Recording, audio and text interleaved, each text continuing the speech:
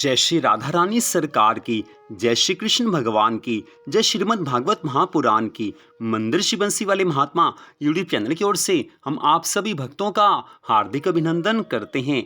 आज हम आपको सुनाने जा रहे हैं श्रीमद् भागवत महापुराण के 10वें स्कंद के 43वें अध्याय की परम पावन कथा। इस अध्याय का नाम है रंग भूमि में श्री कृष्ण भगवान जी का धनुष को तोड़ना। बोल श्री राधा कृष्ण भगवान की जय। बोल श्रीमद् भागवत महापुराण की जय।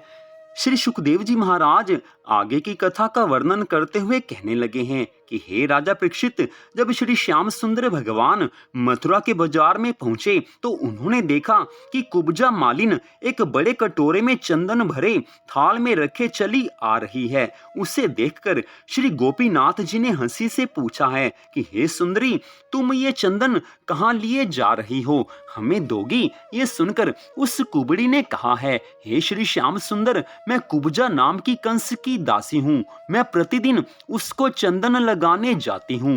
हे श्री मुरली मनोहर, मैं अपने हृदय में आपका ध्यान करती थी, सो आज आपके दर्शन पाकर मेरा मनोरथ पूर्ण हुआ। मेरे ऊपर आपकी कृपा हुई है। यदि आप आज्ञा दो तो मैं आपको चंदन से सजाकर अपना जीवन सफल बनाऊं।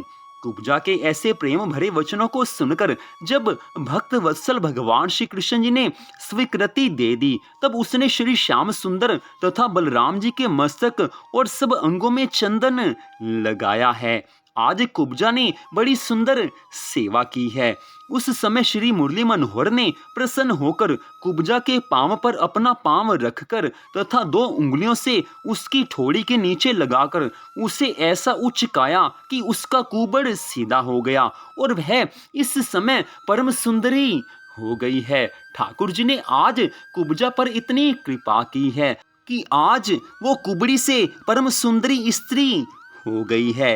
हे राजा परीक्षित, जब कुब्जा ने अपना रूप देखा तो आंचल से अपना मुख ढांपकर मुस्कुराती हुई इस तरह कहने लगी है कि हे प्रियतम, जब आपने प्रसन्न होकर मुझे सौंदर्य और युवावस्था प्रदान की है तो अब मुझ सेविका के घर चलकर मेरी सेवा भी पूर्ण कीजिए। मैं आपकी सेवा करना चाहती हूँ। आपकी कृपा हुई है, मेरा जीवन सफल हो गया। अब आप अपनी भक्ति में मुझे लगाइए। मेरे घर आंगन में आकर अपने चरणों से मेरे घर आंगन को पवित्र कीजिए। मैं आपकी भक्ति में पूरी तरह से रमना चाहती हूँ। आज कुब्जा के इन वचनों को सुनकर श्री श्याम सुंदर भगवान कहने लगे हैं, हे प्यारी, तू अपने मन में धैर्य रख। राजा कंस को देखने के बाद हम तेरी इच्छा अवश्य पूर्ण करेंगे। तेरे घर अवश्य आएंगे, तेरा आतिथ्य स्वीकार करेंगे। आज कुब्जा भगवान के इन वचनों को सुनकर अति प्रसन्न हुई है। कुब्जा के मन में पहले से ही भगवान के प्रति अनन्य भक्ति थी, तभी तो प्रभु ने उसको दर्शन दिए हैं और उसको परम सुंदरी बना दिया है। साथ ही प्रभु ने स्पष्ट कह दिया है कि हम तेरे घर अवश्य आएंगे। भगवान अपनी कृपा अपने भक्तों पर अवश्य करते ही हैं। अगर भक्त में श्रद्धा भावना है तो भगवान अपने भक्तों की भक्ति स्वीकार करते हैं, सेवा को स्वीकार करते हैं। आज कुब्जा ऐसा परम सुंदर वर प्राप्त करके अपने घर लौट आई है और वस्त्र और आभूषणों से सजकर मनमोहन प्यारे के आगमन की प्रतीक्षा करने लगी है। जब अन्य सभी स्त्रियों ने उसके सौंदर्य को देखा तो उसको सराहती हुई इस प्रकार कहने लगी हैं कि हे कुब्जा, तेरे अहो भाग्य हैं जो श्री श्याम सुंदर भगवान जी तुझसे भुजा पसार कर मिले हैं। अब जिस समय वे तेरे घर आवें तब हमें भी उनके दर्शन कराना। आज कुब्जा को सब ये स्त्रियां कह रही हैं तो कुब्जा ने कहा है कि अवश्य ही जब श्री श्याम सुंदर भगवान मेरे इस घर आंगन में आएंगे, मैं तुम सबको प्रभु के दर्शन अवश्य करवा दूंगी। इतनी कथा सुनाकर श्री सुखदेव जी महाराज कहने लगे हैं कि हे राजा परीक्षित, इधर श्री कृष्ण और बलराम जी सब ग्वाल बालों सहित मंद मंद मुस्कुराते हुए हंसते हुए चले जा रहे थे।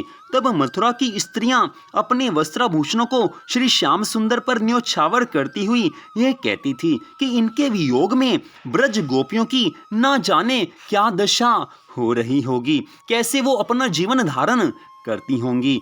इनके दर्शन प्राप्त किए बिना वे अपने प्राणों को किस प्रकार रखेंगी।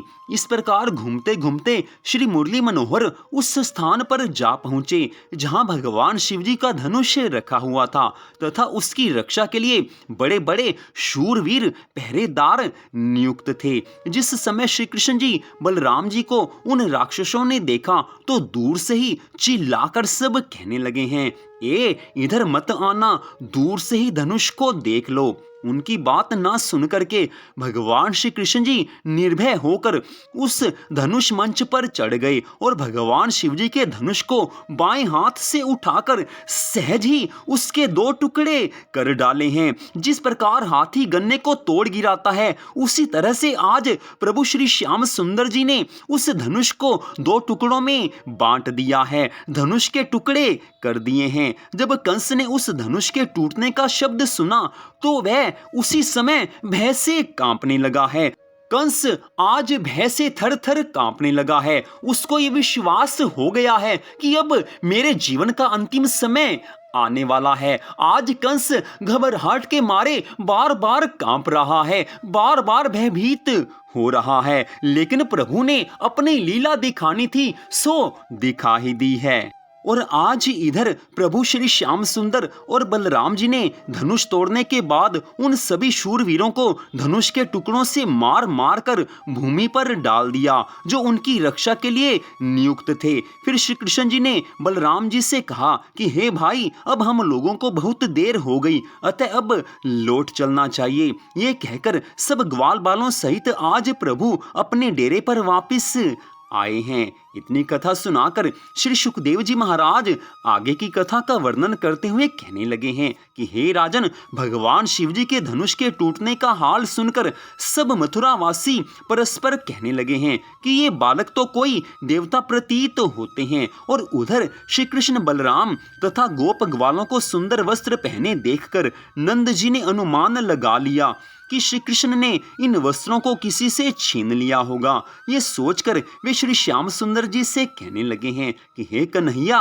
मथुरा हमारा गांव नहीं है, अतः तुम्हें यहाँ पर ऐसे उपद्रव नहीं करने चाहिए।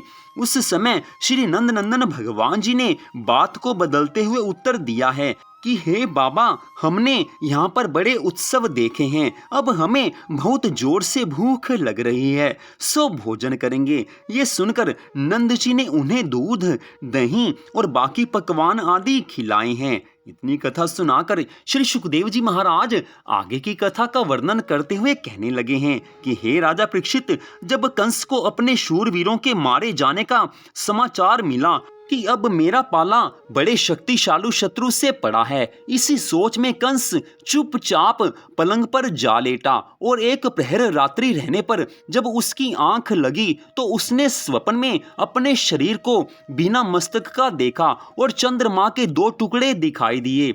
उसने ये भी देखा कि वह गले में लाल फूलों की माला पहने नग्न शरीर तेल में स्नान करके मुर्दों के गले से मिल रहा है। उसे सोने के समान वृक्ष अपनी परछाई में छेद और वन में आग लगी हुई दिखाई दी है।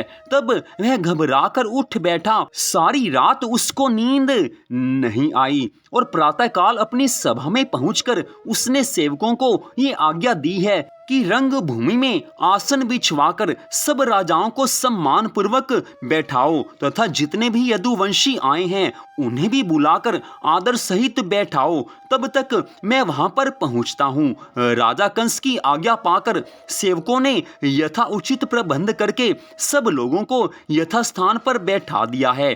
तदुपरांत चानूर, मुष्टिक, शल, तोशल, कूट आदि मल अखाड़े में आकर ताल ठोकने लगे। कुछ देर बाद राजा कंस भी वहां पर आकर सबसे ऊंचे मचान पर बैठ गया।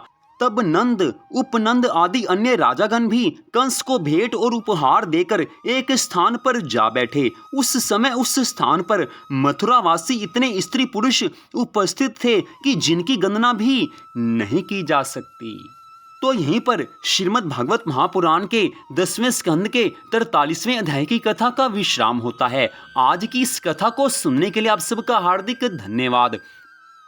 भगवान श्री राधा कृष्ण जी की श्रीमद् भागवत महापुराण की अनंत कृपा सदा आप सब पर, आपके परिवार पर बनी रहे। इसी मंगल कामना के साथ जय श्री राधा रानी सरकार की, जय श्री कृष्ण भगवान की, जय श्रीमद् भागवत महापुराण की, जय श्री सुखदेव जी महाराज की।